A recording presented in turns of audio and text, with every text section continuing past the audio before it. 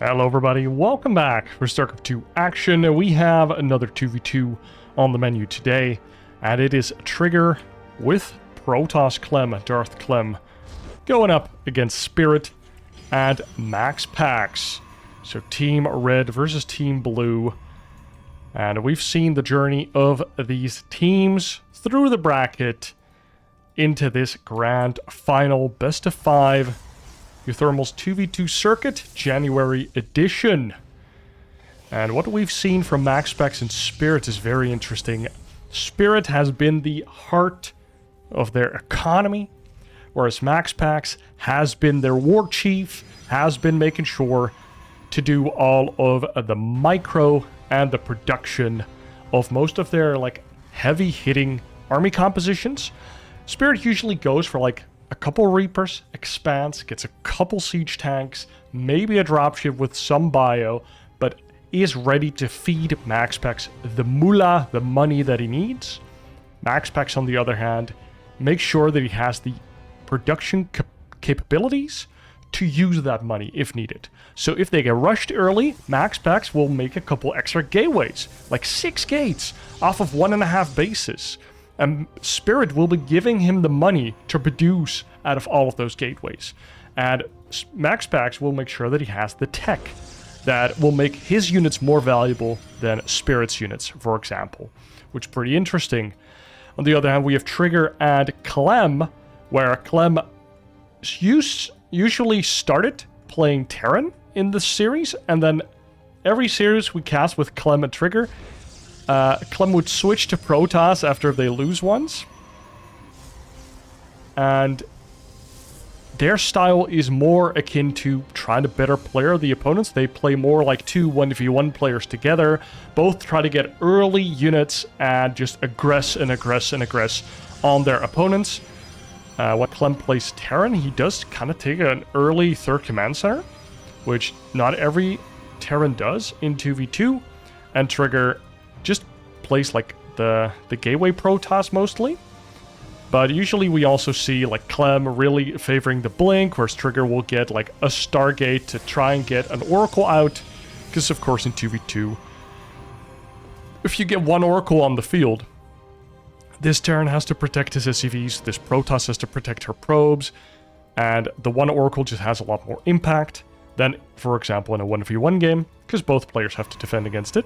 And it's hard to have that mobile of a defense that only one player has to really bother with it. Now MaxPax is getting that Stargate. We see double Stalker from Clem, double Adept from Trigger. And the double Protoss team is going for a very heavy harassment early game. See Clem getting that Twilight Console, Trigger as well. Interesting. Do also see a Sentry to make sure we get some scouting. MaxPax going for his first Oracle. He's getting a Warp Gate, but only has the 1 gateway right now, which is why the defense is so low on the both sides. Spirit this time around does have an extra barrack, so he's going to provide a little bit more of the early units for his team. Oh, nice micro by Clem. Gets another nice pick off on that Marine.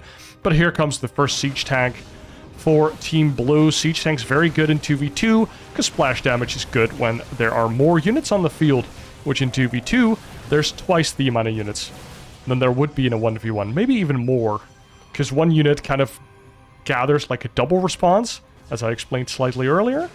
If you have 3 Hellions, both players will make units to defend against those. You have a Void Ray. The Oracle did end up going down. No, it's not down, it's across the map. I'm just testing you guys. 0 kills on that. And now Trigger and Clem do have to retreat a little bit. Both players waiting for their blink to finish.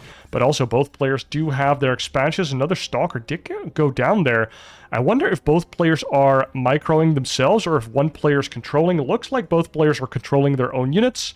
Of course, in 2v2 you can share control as well. Wow, Stasis Ward from MaxPax here catches the 2 Stalkers there. And the Oracle doesn't have any kills. Wow, that's a lot of Stalkers. Blink is not done, so MaxPax can retreat. Spirit comes in with a couple bio units. No stim, no combat shields, no upgrades. Do have the 1 siege tank. 1 did get sniped earlier. But MaxPax and Spirit want to push this a little bit. Maybe they can get a sieged up position behind the rocks or near a base. If they can get, like, this position or just get on that field center, they can do a lot of damage. But Trigger and Clem do manage to push them back. It's a little weird to see a Protoss and still say Clem. But Darth Clem hasn't left just yet. The dark side is insidious like that. Starper coming out for Spirit. He's getting an extra barracks. So he's going for bio once again. We saw uThermal play a lot of mech when he was playing the Terran pieces with Goblin. And now double blink stalker attack is coming across the map. We see 18 stalkers are just ready to pounce.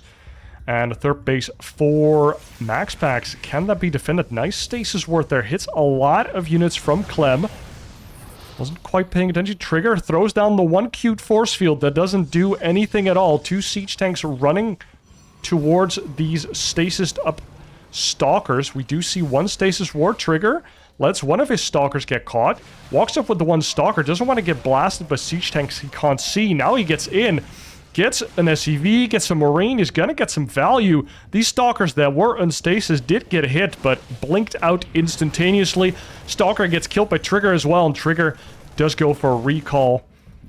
This Oracle in the back doesn't get any kills. Of course, it's hard to get all of the action, guys, but all we can do is try our best. Trigger is getting a third base. Clem as well. They are expanding heavily. Spirit lagging behind a little bit. How many siege tanks do we have? We have the 2. He's not even making more. I'm a little surprised. Is supply blocked? Do get the +1, the combat shields, and concussive shell. Stim already done, and Medivacs coming out as well. So we actually see quite a bit of bio coming out of Spirit. Against this double blink stalker force, we do see double charge, double +1 coming out as well. And both players of the red team also getting a Robotech here. Will be kind of interesting to see one go Storm and one go Robo units, but I guess double Warp Prism can also be very annoying. Immortals can be super good against MaxPax. Also going for the Stalker pieces here. And a blink forward onto Trigger's units, so we do get a kill on that one sentry. And MaxPax does retain his third base. Spirit now is going to try and secure that area as well. We see a center tower coming in. Dark Shrines are going to be added on here to the field.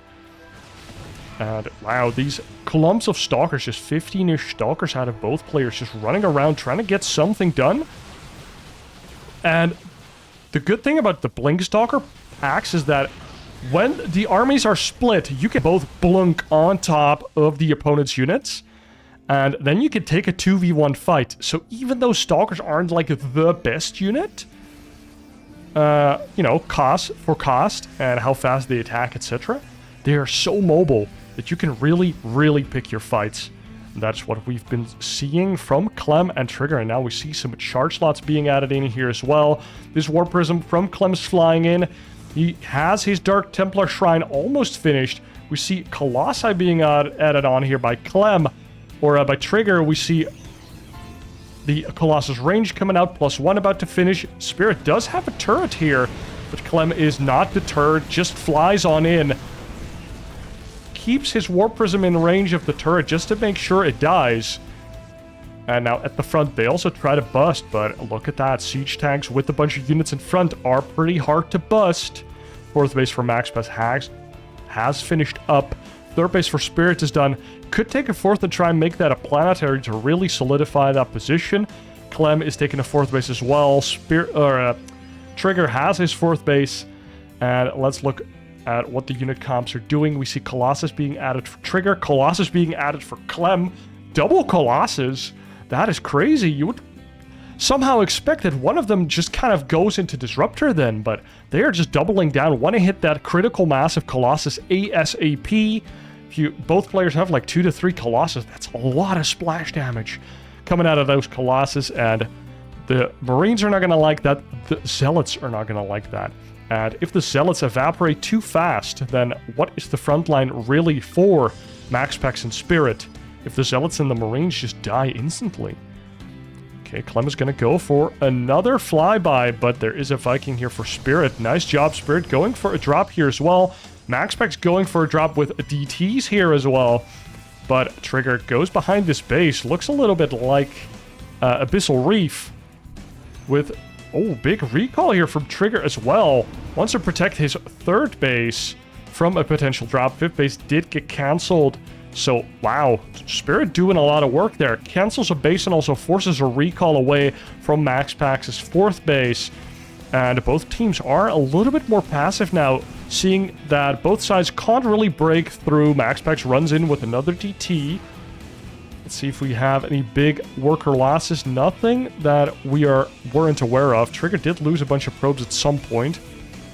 Oh, this might have to do something with that.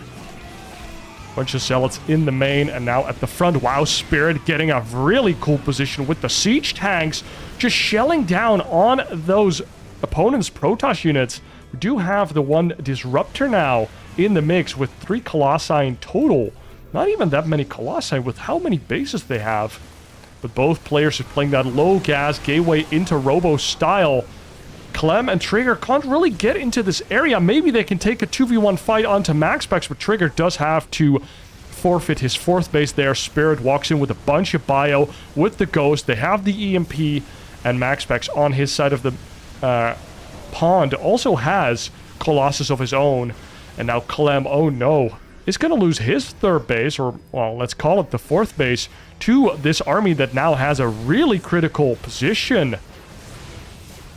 With the siege tanks in the back, this base can't be used. Trigger isn't fighting yet, whereas Clem is.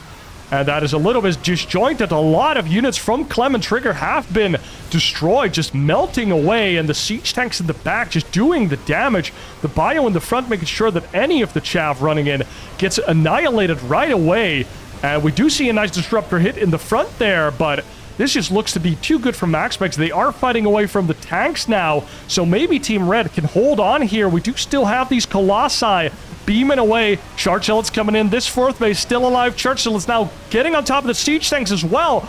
These Colossi are just not contested, but the Colossi from MaxPax are also still alive. Oh my god, that Colossi from Trigger, they are alive! What the hell? Somehow, Team Red pushing away Team Blue, but if I look at the supplies, it's not going to last too long. And all the expensive robo units did fall in the end. MaxPax and Spirit take game number 1 in fairly convincing fashion. Honestly, I thought it was really cool what we saw Clem and Trigger do early on, just roam the map with those stalkers and really keep their opponents back, get the earlier expansions. But then they kind of both went into a similar army composition, which I think maybe they could change up a little bit. Maybe one of them can go for Storm. Maybe one of them can go at least for Disruptors. Maybe one of them can like go for like more Charge Load Archon instead of both going Stalker heavy. And I mean, this position with Spirit, like that just can't happen. If your opponent is allowed to take this position, then this base falls, and then this base falls. And you saw that they had to take this awkward fight. And if you don't call it very concisely like we go now, it's kind of like a team fight in Dota. Like, if half your team jumps and the other one kind of waits in the wings, like, I don't know if I want to jump in, then it's a 2v1. Like, one army is fighting 2 armies, and it just goes very, very fast downhill from there. And a very nice coordination with MaxPax and Spirit. Honestly, I am surprised that they kind of like did a similar style. I didn't really see any like feeding, which we did see in previous games, but it's hard to see, honestly, because we don't really get any messages with like, oh, this amount of money went to the other player. I think that would be a nice mod to include, especially for the spectators.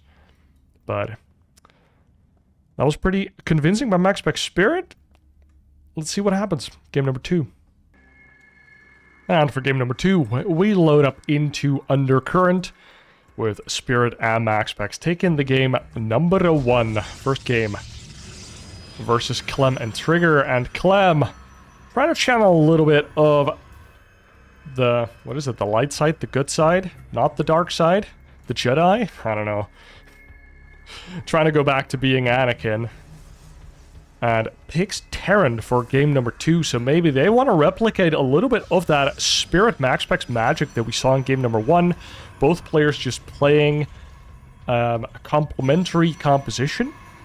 So I really like the siege tanks in this matchup. I'm kind of surprised that it's not like 2 fact. Like just Siege Tank Viking or something? Would be pretty interesting. Maybe it's just bad. Because if your opponents outmaneuver you, you really die. But on some maps, might be good. This map, however, if you look at the natural, kind of awkward. You do have this ramp. There's no Zerglings, but there might be Hellions running in here. There might be like an all-in coming from there. And then you also have this double angle, so this base especially feels super vulnerable. So how do you defend that with both players? You can't really do a low ground wall, as you can do on some other maps.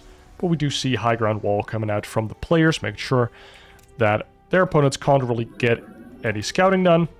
Do see Clem going for a pretty fast expansion here. Oh, look at that. It's one of those cool things. If you share control, your opponent can take your gas and you can use it to mine.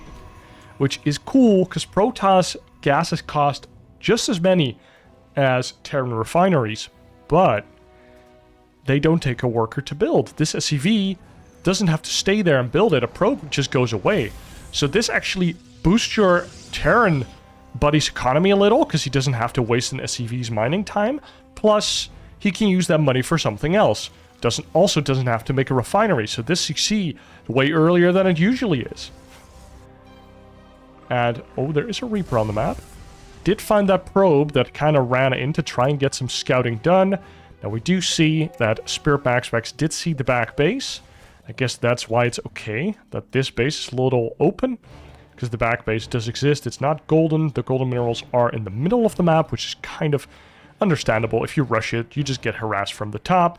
So it's really hard to rush, and it's only like, kind of like a reward for having map control. It's when you can take that golden base, and then you really establish both these positions together. Oh, Adept plus Reaper is better than just a Reaper. This Stalker's trying to help his buddy out here, but the Clem Reaper is in trouble. Spirit does get the clickety-clacks onto that Reaper. Nice bomb. Oh my god. Gets the Stalker away, and that Adept also gets out. MaxPax does shades in. Third Command Center gets spotted. And let's see what Clem and Trigger can do with Clem being Terran. Usually we see Clem switching off of Terran, but now he switches off of Protoss again. He's having a little identity crisis. Ooh, the Hellion does go down there.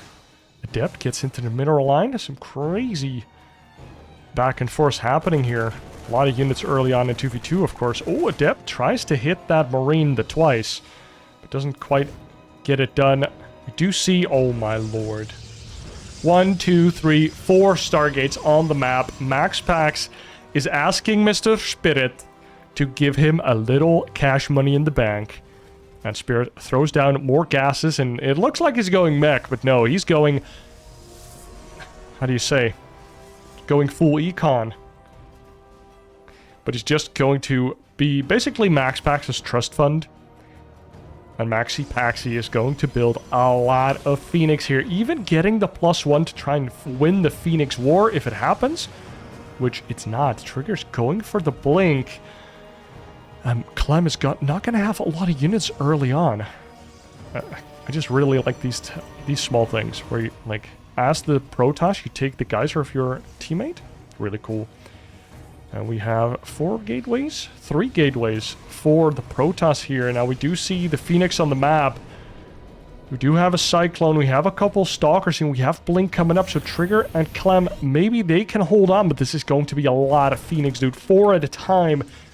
He could even just throw down a Fleet Beacon, get any Impulse Crystals, and then straight up transition into 4 carriers at a time with a Mothership. How are you going to deal with that as the opposing team if you just have a couple siege tanks underneath your carrier army? Ooh, that sounds very scary. Maybe even Thor's. I don't know. Those are expensive though. Phoenix harassment, this is the annoying part. Phoenix just kill a lot of workers. They have a lot of HP. If you have a lot of Phoenix, that is a lot of HP. Like, Phoenix actually have crazy HP stats for their cost. It's for an air unit especially, it's crazy. Like, Phoenixes are pretty chunky, which is funny because we used to call them paper planes, but still, they're pretty... Also, their typing is pretty good, I think. For most of the anti-air. I think they're light. Like Stalkers do bonus versus armored, etc. Look at all of these Phoenix though. Oh my god, 16 Phoenix, no cannons, but I guess you just want to invest as much as you can into mobile anti-air, because this is a lot of units. Oh, do see a recall here. MaxPax loses the one Phoenix. I guess he thought he was stuck. I kind of feel like he could just leave through the right. I don't know, what do you want to do? Like, you can't, like, build 6 turrets, right?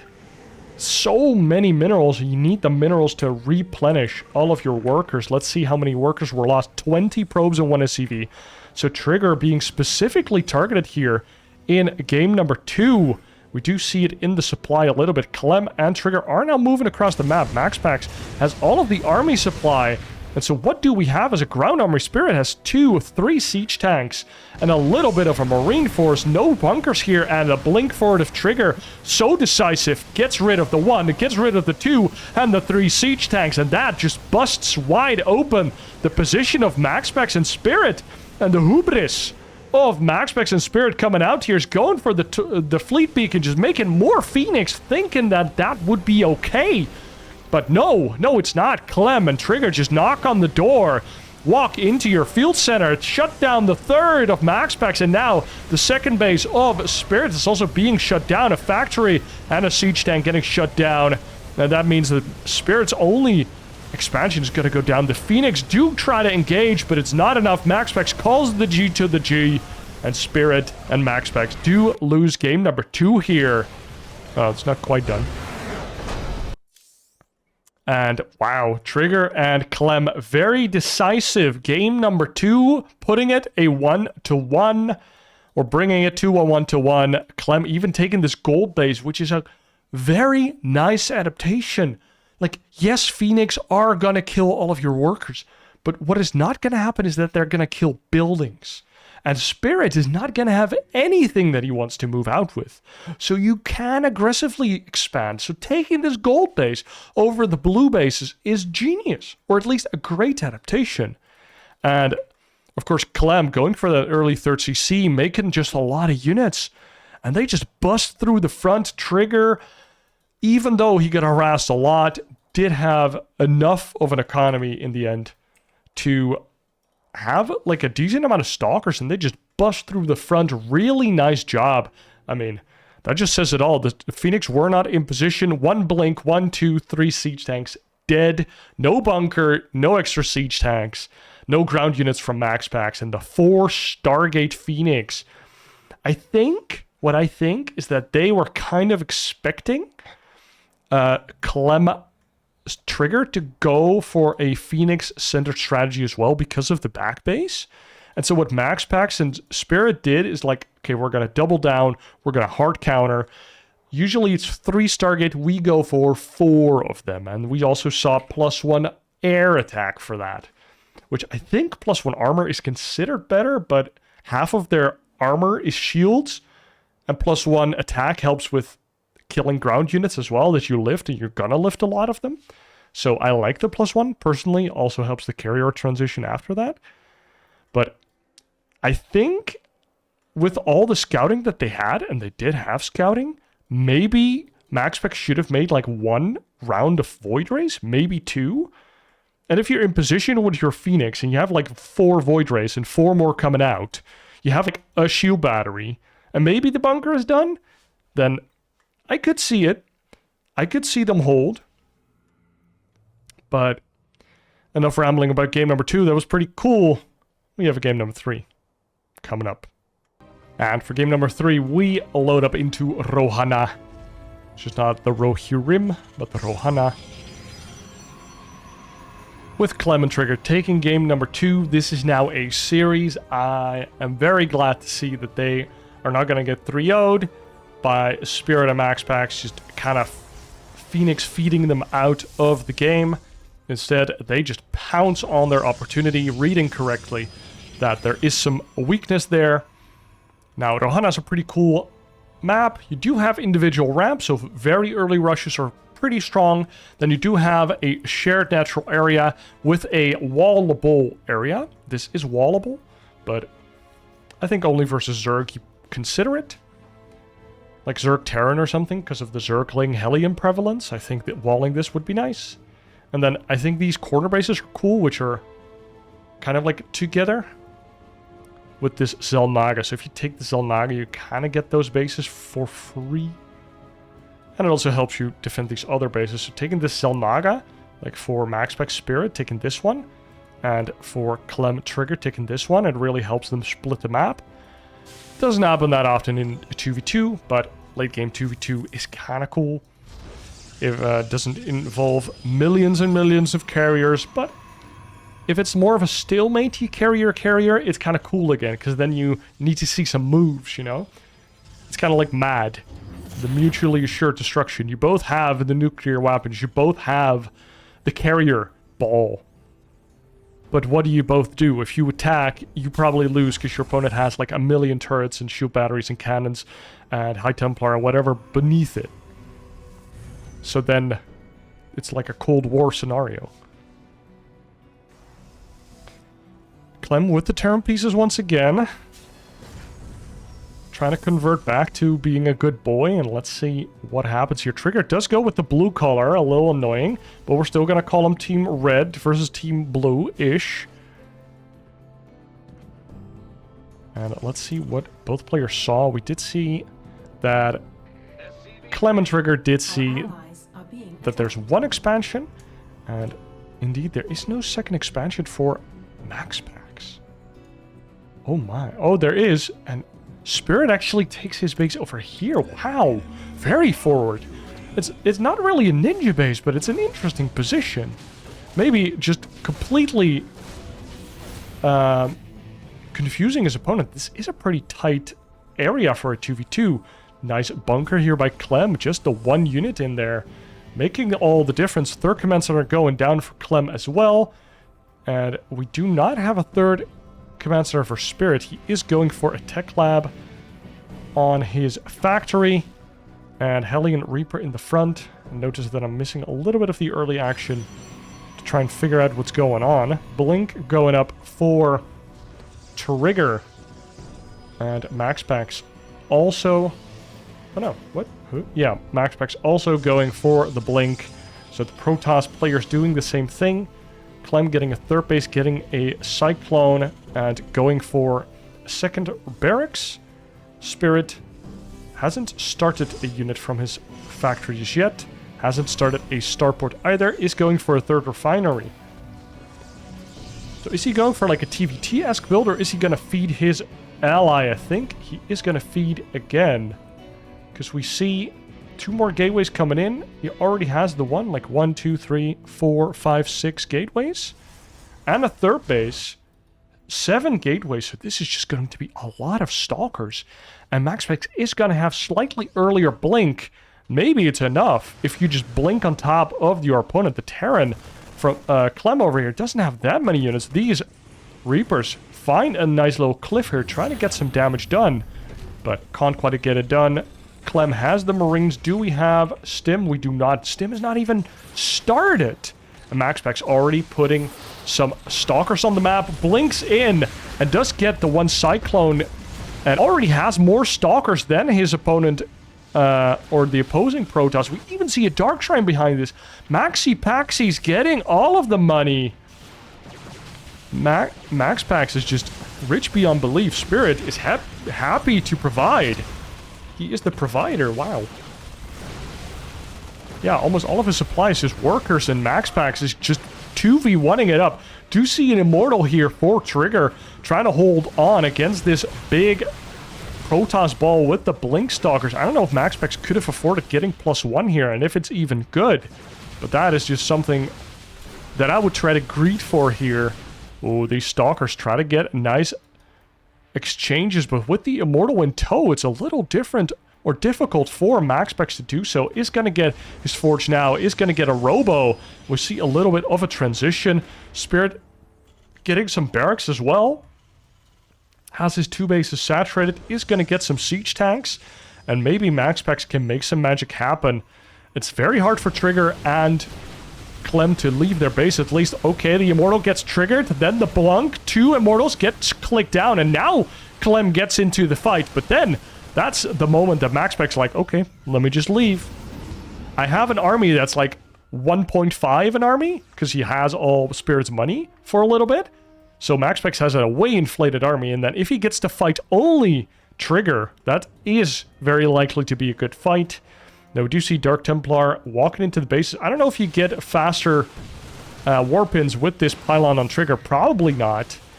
And wow, these Stalkers from MaxPax trying to get something done. MaxPax investing into more tech and more infrastructure right now, so it doesn't want to like make a billion Stalkers. Is going for the recall because there's a bunch of Clem Marines in my base killing my dudes, and that is very annoying. Do you see the stim? Oh my god! Oh, the medevac goes down, filled up to the brim with the Marines, and they are dead.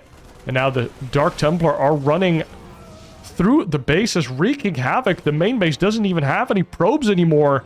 Probes are dying. And wow, MaxPax just bluntly going for a 4th base. Spirit still on 2 bases.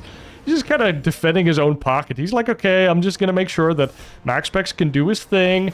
Killing more units. Let's see if we can identify how many losses there were. 10 SCVs, 11 probes. So decent harassment with the Dark Templar from MaxPax here. And he's warping in even more Dark Templar. There is an observer at the front, though, for Trigger, so these Dark Templar are probably not going to get a lot done unless... Oh, MaxPax gets into this base once again, and oh, misblink here with his Stalkers. Probably shift-clicked, but this terrain is a little tricky. This Zealot is... These Zealots are still hitting the Nexus, hitting the probes, getting some kills. These Dark Templar do get found out by the observer and the Stalkers. They transform into an Archon, save themselves, more Zealots come in, and they charge onto the Stalkers, and suddenly the Stalkers are stuck. The Archon does get killed. And these Stalkers now try to run away. 2 of them do get stuck. Wow, a recall Trigger, really? MaxPax does have a War Prism over there. Stalkers from Trigger run across the map, find the 4th base. And these Marines are still in this medevac. They are alive somehow. They are stuck at the back, though. Clem finds this proxy gateway, finds the pylon, kills it. Well, it was already found, but now he cleans it up. MaxPax and Spirit push away Trigger. And now we see a drop from Clem and also a drop from MaxPax. They are trying to harass each other. Spirit finally taking a 3rd base. Wow. And he's actually taken a really interesting way. He's playing this map so cool. He's giving all of this area to MaxPax, whereas he just takes this and he only has to defend like 2 entrances. That's pretty cool. You kind of want to have your army over here, though. Trigger, it's very scary to walk up there. We do have Clem with 4 siege tanks. Do we have any upgrades for them? No, we do not. Do have +1 at stim. No combat shields, but it's about to finish. +1 armor as well. Clem has a huge army. Look at the supply as well. And now MaxPax and Spirit try to mount a defense. Nice force fields, keeping a lot of the army away. No, the Marines trickle through, and they kill the last siege tanks there. They kill a lot of the Stalkers, and they get into both of MaxPax's bases. And Spirit can't really help defend here. Does still have some supply out on the map, but the GG is called by MaxPax and Spirit. And we did see Spirit running across the map here. I thought he might have... Yeah, he does have a siege tank over there as well. He has a little bit of army over there. So there was a little bit of a counterattack here, but Clem and Trigger managed to hold on over here. And I mean, as soon as you get into this field center area, it's like so hard to defend. MaxPax and Spirit GG once again, and that puts Clem and Trigger ahead in this best of 5 after losing game number 1 by just playing super solid. They just kind of defend whatever's happening, and both of the feeding strategies from MaxPax and Spirit lose, whereas their like non-feeding strategy in game number 1 won. So that is very interesting. We saw the feeding strategy for the Phoenix. Now we saw a feeding strategy for Blinkstalker, which I thought was going to be really strong. But MaxPax just stuck on gateway units, and it wasn't enough because, I mean, look at Clem, dude. he was undisturbed. 3 CC, didn't lose any SCV. Well, lost a couple against the DTs, I suppose, and then there's just too many access ways on this map. MaxPax trying to defend this area. I think if you, as MaxPax plus Spirit, if you have siege tanks here and here, you can defend. But like this base, and maybe even this base, you just can't have at that moment. But they were a little bit overextended. The drops from Clem doing a lot of damage, and they take the victory. Let's go to game number 4. And for game number 4, we load up into a Yellowjacket with Clem and Trigger as the red team. Once again, Protoss Terran. And taking the 2-1 lead in this best of 5. Going up against Spirit MaxPax, who have been showing some cool strategies, but they haven't quite been working out. So let's see what they bring for game number 4. Their backs are against the wall, or their opponents are on match point. Now, before the action kicks off, guys, I would really appreciate it if you hit the sub button to help me increase the number of, well, the subscriber count. If you're enjoying the StarCraft 2 action, that's what helps me do more of it. So, thank you very much. Hope you are just enjoying the StarCraft, really. Clem getting another Geyser or Assimilator build for him by Trigger. Really cool. Damn, Assimilators are loud. And MaxPax going for an early scout. Did see probe go out on the map here for Trigger as well. Probably just a scout. Gateway's going down. We see a barracks going down. A gateway as well. So no cannon rushing shenaniganry. I don't know if cannon rush good or bad in 2v2. There's more workers to kill your cannons. So I guess in that sense it could be bad. But also 2 players have to pull workers and react to it. So if it's like a low committal cannon rush, maybe it's good. I know that it feels annoying to play against, but then if your 2v2 partner like doesn't transition out of it well, it feels very bad if he goes for cannon rush. Right? If you everybody here played some 2v2s, maybe with somebody you knew, maybe just a random guy on the ladder, and then the other guy just goes for cannons, and he just, maybe he tells you at the start, maybe he doesn't even tell you, and it's like suddenly he's building 4 cannons in your opponent's base, and you're like, well shit, I went like, I don't know, hatch first or something. CC first. You're like, if you told me I could go like 2 racks Reaper and help. Now let's see, Spirit going for a decently fast CC here. Has a factory coming in pretty large in main base here for Spirit. That is going to be annoying to defend against drops and other air shenaniganry. Stargate coming out for MaxPax. Let's see if he goes for like a similar build to game number 1 with the Oracle. Trigger and Clem are getting their expansions up as well. Clem is getting a factory and getting a 3rd CC. So let's see if he can get away with that.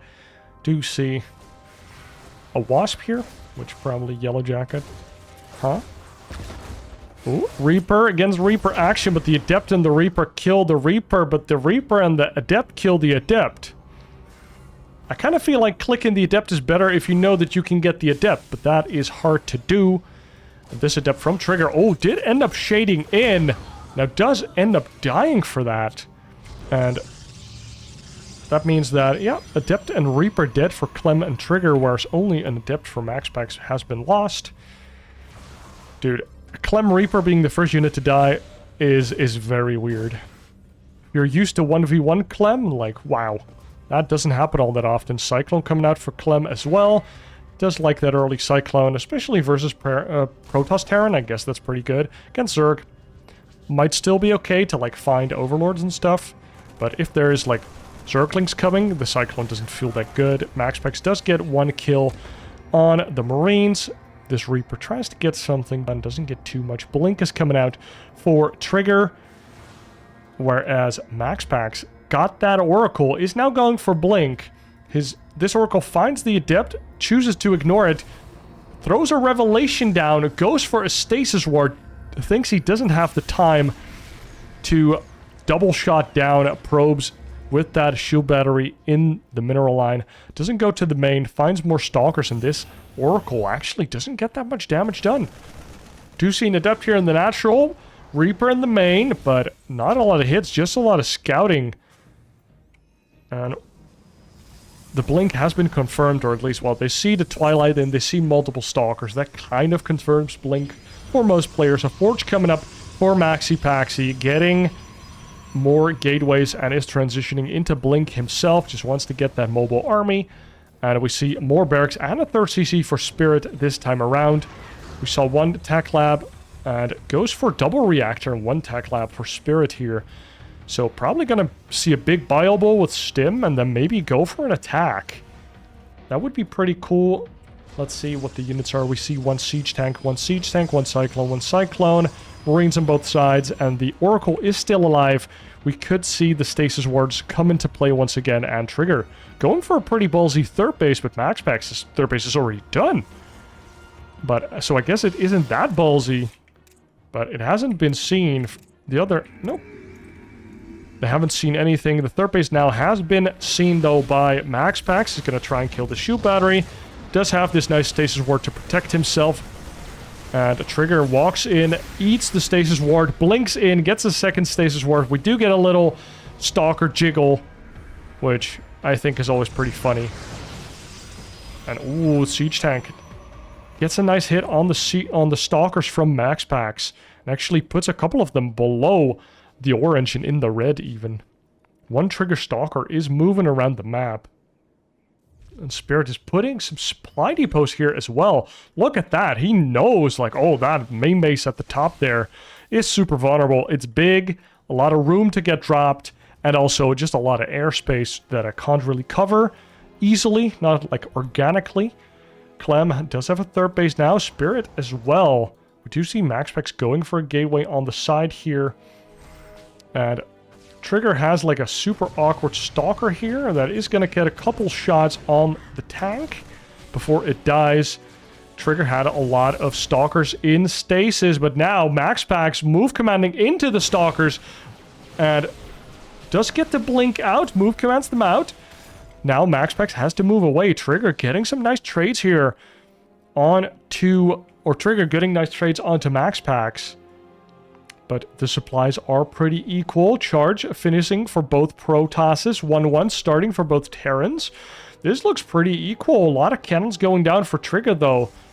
I guess he's afraid of Dark Templar once again, because MaxPax did go for those Dark Templar in game number 4. Or 3. Do see a Dark Templar Shrine again for MaxPax as well. So he could be sending in some Dark Templar. We haven't seen that yet. We do see a War Prism coming out. Oh my god, this siege tank does get shut down by Clem, so it's like a little bit of TVT, but also a little bit of PVT happening here. Sensor tower also going down. Oh, wow. Clem just kind of takes this position away from Spirit. Spirit's tanks try to siege up. Ooh, is this an annoying position? Let's see how far this tank can shoot. Probably can shoot down the gas, but maybe it can also kill this patch. If this SCV dies, then that's annoying. One patch is okay, but if you lose 2 patches, that basically means that the SCVs will constantly go there and die. The gas is going to go down. Oh, yes, he can hit it. Oh my god. Blink forward from MaxPax, and the map geometry not helping out. This tank does go down, and Spirit gets a very nice arc on Trigger and Clem is running away. And Trigger now also running away. At least not one of them is fighting where the other one goes. MaxPax fights, but Spirit is already gone. Luckily, MaxPax can run away with his fairly mobile army. MaxPax is in the main of Clem, throws in some Zealots, throws in some DTs, more Zealots bombed into the natural as well, and that is doing some economic damage. Trigger has some Zealots trying to run in, but they get caught by the army of the blue team. Red team's armies are spread out, and Clem, if you walk into this double army, you are going to get collapsed on, and you will lose the game for your team. Clem, runs away, forces a siege there for Spirit. But Spirit and MaxPax do get onto the third base of Trigger. They force a fight. We saw the energy overcharge there, trying to get more shield battery out of that battery. Just more shields for Trigger's army. But now this tank in the back and just a large army of Team Blue takes down a Red. Red tries to push them back, though. These Marines, getting shelled away by Spirit. The siege tank getting the value. 20 kills, just disgusting. And that is 2-2 as the red team has to call GG. And that means we are going to a final game number 5 as MaxPax and Spirit just get a lot of harassment done with the one War Prism from MaxPax. Didn't get to do it in game number 3. But here in game number 4, gets the Zealots and the DTs in the bases of Clem. Trigger runs back. Clem runs back. Suddenly there's an attack at the third base. They are not in position, and the siege tanks just make it so difficult to engage. And just with a quick 1-2 punch, we are off to the final match. And for the 5th and final match of this best of 5 and the tournament for this grand finals, we load up into Crimson Research Station. MaxPax and Spirit taking down game number 4, forcing the final match, the ace match, the rubber match, whichever you prefer. And of course Clem and Trigger at the bottom here. They did swap colors again, so it's a little difficult, but we'll figure it out. A little bit of a bigger ramp because this is a shared main base. And we go into a shared natural with one big ramp and one smaller ramp. Smaller ramp leading into a pocket third that does have some rocks. And then down here you have another shared fourth base-ish space, but there's 1, 2, 3 entrances, which is a little bit more difficult to defend. And then you also have this gold base for whoever gets to take it as their fourth. But pretty difficult to defend, honestly, because a lot of high grounds lead into this golden base and even a lot of open area into the gold base. So keeping that gold base, pretty difficult, but did see it come into play with Clem Trigger game number 2. Let's see what happens in this game. Do see another Assimilator going down for Clem. That is cute. Don't see that for Spirit MaxPax. They should probably steal that. Or maybe MaxPax just wants to have the cleanest build order. He doesn't want to waste his 75 minerals on Spirit, even though he's going to get it back in spades if he asks him. Do see Reaper coming out for Spirit, double gas build with the factory before the CC, whereas Clem is going for a no gas build into a command center and now getting a Reaper as well. That's kind of crazy. If you go like... It's kind of like a gasless expand, but you still get gas. It's pretty nice, pretty nice. MaxPax almost finishing up his Nexus, so does Trigger, and Clem already halfway done with his base, but Spirit only just about to start his CC, so he's a little bit more tech-focused. Let's see what happens there. We do see Stargate coming out for MaxPax, but also Stargate for Trigger. Let's see if this is going to be the fabled Phoenix versus Phoenix war in 2v2 with Terran backup. A reactor coming out. Do see the Reaper and the Adepts out on the map. 2 Reapers from Spirit and 1 Adept coming across the map. Maybe they can find a little bit of damage. Trigger and Clem are in position. Now this 1 Adept can start fighting the Reaper sort of way. Does get 2 nice shots in, but doesn't get to kill this Reaper. This 1 Adept. Oh! Trigger shades in, regrets it instantaneously. Now does get out. Clem saves his buddy there, but this step does take some permanent damage until a medevac comes out and heals him, I suppose. Oh, this Adept. Oh, almost kills that Reaper, but now there's 2 Reapers in the main base. The Oracle gets spotted as well. That is making for Trigger here. And we do see a Phoenix coming out of MaxPax, an extra Stargate coming out. These Reapers are going to get some kills. 4 kills already! Oh my god, and more Adepts also coming in. Lots of workers being lost here, especially by Trigger. And he's going to be really sad. Oh, that Adept gets another kill! And maybe... Oh, Spirit misclicks. Almost gets another SCV. What's the damage here? 7 probes go down for the cost of a Hellion, 2 Reapers and 2 Adepts. And there's an Oracle. No, MaxPax. Oh my god, Trigger is getting riggedy wrecked here by... MaxPax and Spirit just getting completely targeted. Like, probes are just have less HP, so they are easier to kill. I mean, it makes sense. And wow, MaxPax has Phoenix ready to deal with the oracles of Trigger. What a disastrous game here for Trigger and Clem. I mean, Clem has to start carrying like mad over here, because Trigger is behind on the Phoenix Wars if he even chooses to go for it. No, he does not, and I think that is probably the best decision he can make. This Phoenix, probably a bad decision. Maybe should have been a second Oracle, because if you can fly around the Phoenix cloud, you can actually get some damage done. Because, well, there's shield batteries, so maybe not. But Spirit is not going to have a lot of units. So maybe you can actually do something there. 4 Phoenix at a time once again. And 1 Oracle as well. Oh. This 1 Phoenix is going to get clicked down right away. This Cyclone is going to get found out. There's 1 Stalker here. There's just not enough anti-air just yet. And I don't know what Trigger and Clem could have done. Maybe there could have been a turret here? But that is a hard ask. A tall order, +1 attack, and 4 Phoenix once again. We saw it in game number 2.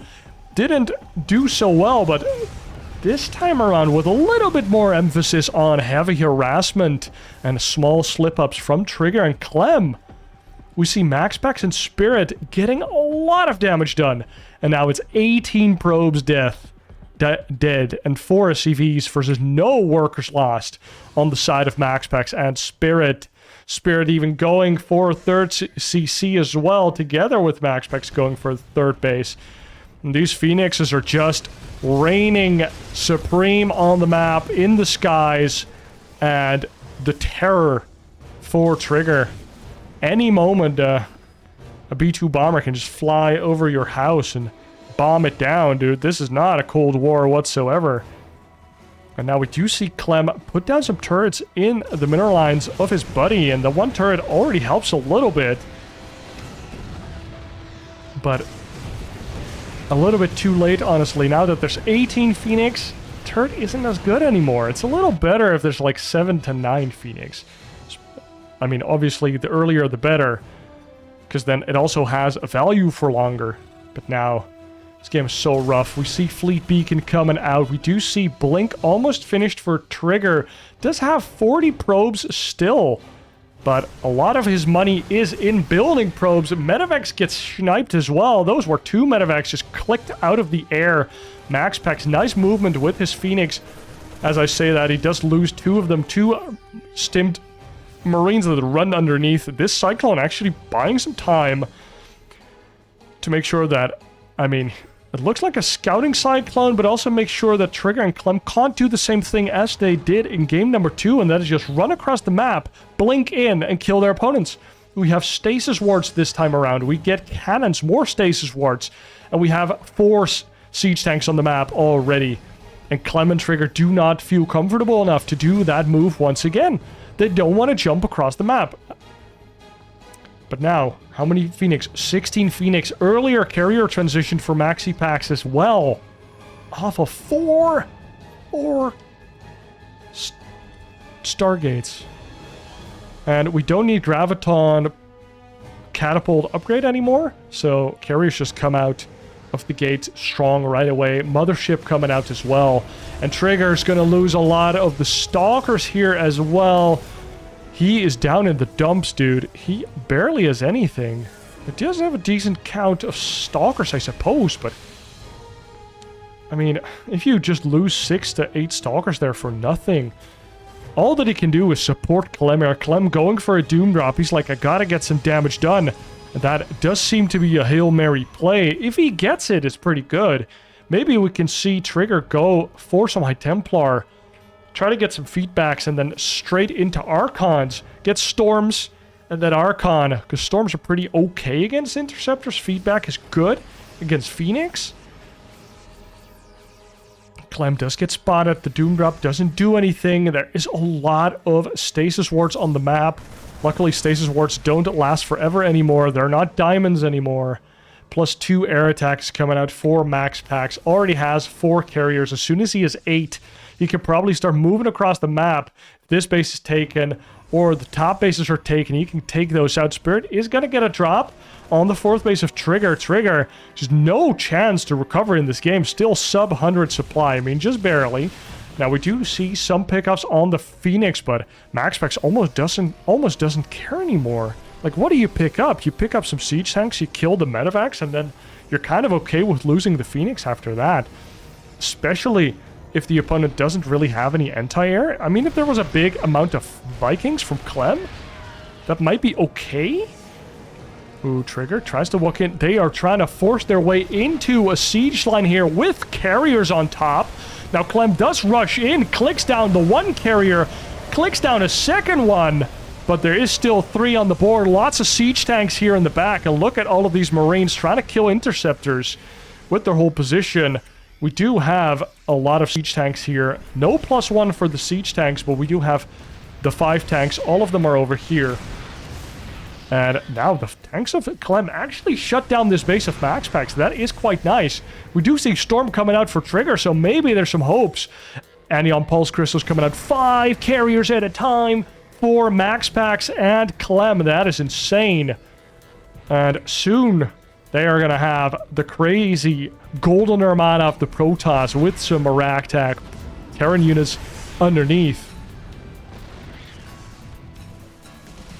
We do see +1 for the siege tanks finishing up here for Clem as well. And he also has a Viking. That is interesting. Is he going to make more Vikings? How many starports? Only has 1 starport, so probably not going to go for a high Viking count. But how are they going to deal with the carriers? 10 carriers on the map, 3 more coming out, +3 coming out. We do see Storm. Is Storm their answer? Storm Archon, perhaps. Ooh, the Marines do get a nice shot on the Phoenix. How many Phoenix are left? 9 Phoenix with Anion Pulse Crystals and +2, so they can still be annoying. But the Phoenix time has passed. How many medevacs are that? What the hell? 8 medevacs, wow. That's a nice number. +2 vehicle weapons coming out for Clem as well. His tanks are going to be really impactful, but tanks don't shoot up, kind of. They kind of do, but they kind of don't, right? Like, they're not flak. They can't kill carriers. And siege tanks do siege up, but carriers don't cur. There's no siege tanks here for Spirit siege up. Now the siege up happens, but these Marines can't kill the interceptors fast enough.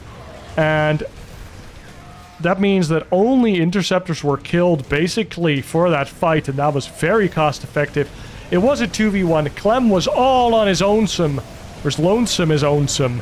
And a Trigger sends in some zealots just to look at the skies where the Death Armada of MaxPax is. Oh, we do see some storms, and they are trying to break in, but there's a lot of siege tanks there. And MaxPax just flies in, and we've seen this before. On this map especially, MaxPax flying in with carriers. No, it was a different map. And just killing a Terran opponent. Previously it was uThermal, and now it is Clem. Didn't have to recall with the mothership, and he's just killing everything. We do see a big blink in from Trigger with his stalkers. They try to click down carriers. The mothership is down. Some of the carriers are being clicked down, but it's so many interceptors. And with that, the GG has to be called. Clem and Trigger do not have enough units to deal with that MaxPax 200-200. Carriers are good units, especially if you have 14 of them remaining, 4 more in the bank. And I mean, he did lose only 4 of them. Oh my god. The carriers are kind of dirty. I think you can deal with them, but you need a very fine-tuned response. Like, how do you deal with the carrier mass? How do you deal with the carrier ball? Who is going to build what? I think Storm is a good start. But then what? Because we've seen players get some Tempest. But carriers just kind of move into the Tempest, and Tempest can't, like, shoot back fast enough to not get caught up by the carriers. I guess that makes the carriers have to move forward. Maybe you can punish that somehow. I don't think Widow Mines work, especially not with, like, Terran units. Like, if you have a bio ball underneath carriers, like, how do you deal with that? I don't know. That's pretty scary. You can make your own carriers. That is a little boring, but it definitely works. Trigger, however, was so poor that he had to go for, like, Stalkers and Storm, right? Like, he had to get slightly cheaper units and try and get that. I guess if you have Tempest and you force them to come into you, you can storm them. So then they have to go away again, and then you A-move or click the Tempest on their units again. And then the hard thing is that if you A-move units, they attack interceptors. And if you have like 20 carriers on top of each other, that probably means your army is also pretty big. It's very hard to snipe individual units. So if I have 10 Tempest, ideally I would click 2 carriers with 5 Tempests each so that they explode. But that's hard to do, especially if you have 15 Tempests. You start overkilling a lot, or you're attacking interceptors, which is horrible. So either you have to ask like your ally to also select 5 Tempests, or you have to like select 5 Tempests and put them on hotkeys and then shift click the carriers or something. You could probably improve that portion of your army micro versus mass carrier, but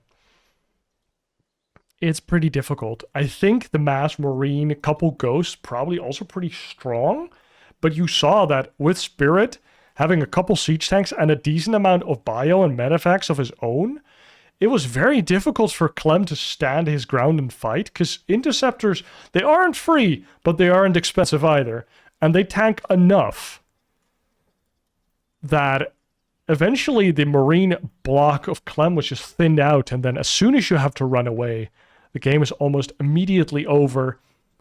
I don't think Widowmines are going to help. Thors, Cyclones, probably not, but maybe. Cyclones with the upgrade. Battlecruisers could be good. I say that without memes. I think battlecruisers could be good, because they have high armor, so they don't care about the interceptors as much. They kill the interceptors reasonably fast. They can Yamato the carriers, which is good. And then you can also put on some counter pressure. And it's easier to be in position, because you can run across the map, like kill workers here with your battlecruisers, fly up, and then either you see the carriers and you run away, or the carriers show up on your doorstep and you blink on top of them if you want to fight 2v1 with your ally, or you at least make sure that you're in a defensive position. So I think that would have been good. Maybe the best. I don't know. For this game specifically, it seems pretty difficult. I think you just have to harass the shit out of them. Just go for the doom drops like Clem tried to do. Because you kind of need to get Trigger back into this game, or kill one of your opponent's economies so that Trigger is on even footing with one of them. But that's all of the 2v2 rambling, and that's going to be the 2v2 that I have for you for the foreseeable future. Maybe there is a February edition of the 2v2 uThermal circuit. If there is, I'm gonna kindly ask him for the replays once again. Hopefully I can get involved, but if not, definitely gonna get some replays. So for now, we're going to go back to the home Story Cup casting. I hope you enjoyed a little bit of 2v2 action, and hopefully we can actually make this a staple thing in StarCraft in the future. It used to be cool in Brood War. It's still pretty cool in StarCraft 2. If you're still watching this game, you love StarCraft 2, and spicing it up a little bit with a 2v2 meta with really good players playing it, honestly, I think that's really cool.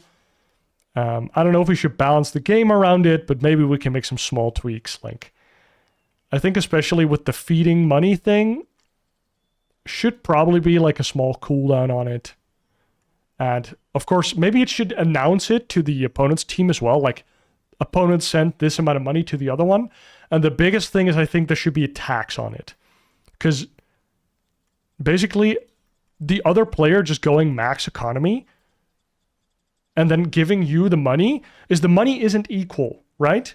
Like, having 1,000 minerals at 60 minutes into the game is not the same as having it at 20 minutes in the game.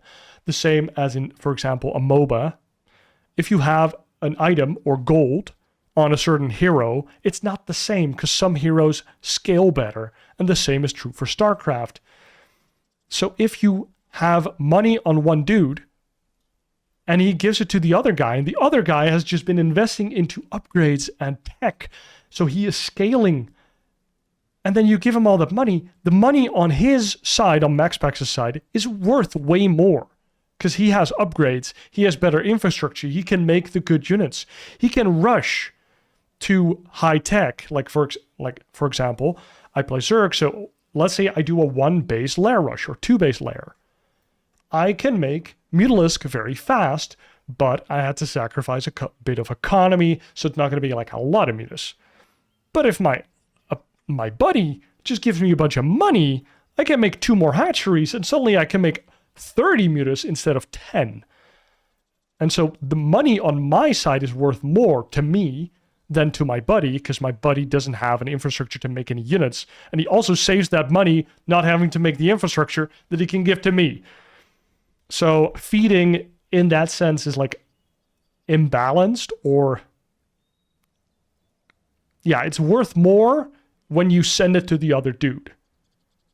Generally, if you build a strategy around it, the money that Spirit has is going to be worth more to Clem or to MaxPax than it is to Spirit. Because he can make, out of 100 minerals, 2 Marines without upgrades, and MaxPax could make a Zealot with +2 and charge. If that makes sense. It's a lot better. So I think a tax on the sending of minerals and gas should be obvious. It doesn't have to be too high. I think like 10% is fine. Just, I think announcing it, which is great for spectating, but also for your opponents, kind of like a scouting thing. You don't even have to announce the amounts maybe, but just the money has been transferred. Yeah, I don't know. Maybe that's dumb, but we can leave that suggestion for the future. But I think especially the tax is going to be really good, and a small cooldown. I think like 30 seconds cooldown is already fine. I don't know, actually. Because what I think is cool about the feeding is when, for example, Spirit and MaxPax get all in, and MaxPax just has a better infrastructure, and then Spirit gives him money to make the defenses. I think that's cool. I think that's pretty cool. But what I don't like is the Spirit literally doesn't play the game at all and just gives all of his money to MaxPax.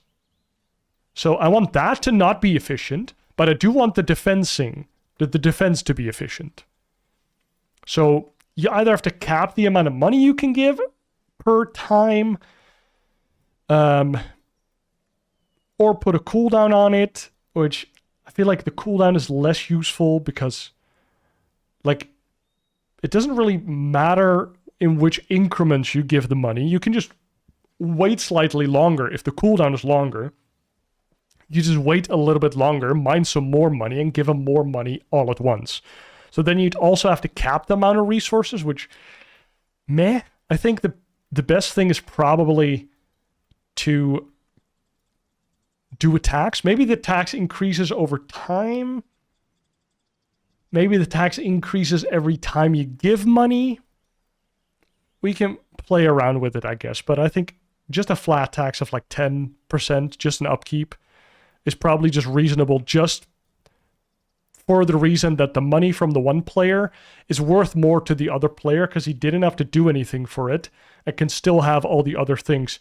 Like, this thing is already like borderline breaking the game, kind of funny, but just giving Terran more minerals to work with and get this quick CC, I think that's cool. I don't know if it should be in the game, but I don't play competitive 2v2 right now. I don't know. There's just some thoughts. I like talking about it. If you have any thoughts about competitive 2v2, like give me your takes about any of the broken stuff, because we've seen like, what, 10 games, maybe 15 games of 2v2 now, and I have basically not seen this until this series. I knew it existed. I've done it from memes in my own 2v2s, but I didn't know it was this good. Like, the moment you see Clem going for gasless expand, but he still has gas, right? Like, he has the upsides of gasless expanding, but also all the upsides of actually building a gas, because he just got it from his ally. Of course, Trigger has to pay that money, but it's just more efficient for the team as a whole. And maybe that 75 minerals is worth more to Clem in that moment than it is to Trigger, which is kind of... It also doesn't doesn't get taxed in that way. It's pretty funny. So yeah, interested to hear your guys' takes. What are like imba compositions? What are imba feeding strategies? Obviously, I think the Phoenix stuff is kind of dumb. If that thing or Phoenix really ends up being super OP, I wouldn't be against just kind of putting a band-aid on it, just limiting Phoenix to like 10 per player. Just to not see the terrible Phoenix blob games, but I would only do that if like in a year of 2v2 meta development, Phoenix are just so good. Because in the end, StarCraft is balanced for 1v1, so there's gonna be some chinks in the armor. But we could also have like more crazy maps, I suppose. Like who says that we need a late game in 2v2, for example? We can just remove a bunch of the bases, so we don't need a bunch of like, not everybody needs a natural and a third base and a fourth base and a fifth base. Maybe it's just a 3-base game for everybody and there's no more bases. I would be okay with that. I don't know if that's the best, but that could open up a different way of making maps for 2v2. Because basically this map is a 1v1 map, but then just doubled. Just, oh, I have a main, just second main. Oh, I have a natural, second natural. You know, like it's a 1v1 map, but 2v2. But what does a real 2v2 map look like? When you don't try to take into account all those 1v1 restrictions, basically. That would be interesting. Now, really going to stop rambling. Thank you guys so much for watching. I hope you really enjoyed the 2v2 action. I'm going to go back to the Home Circuit Cup replays. I'm going to look around if there's like more recent tournaments or replays that I can cast. The Home Circuit Cup does have like a lot of laggy games, which are pretty low quality because of that. I do want to finish the laser games at least, because he was playing pretty cool. And yeah, you can look forward to that. More StarCraft 2 coming up. Also, Oliveira, thank you so much for all of your games. I know it's been a couple days that you retired, but just like Sue, I think it needs to be mentioned that these amazing players retired after many, many years of giving us great games, great entertainment, and of course, especially Oliveira becoming world champion 2023. Adieu.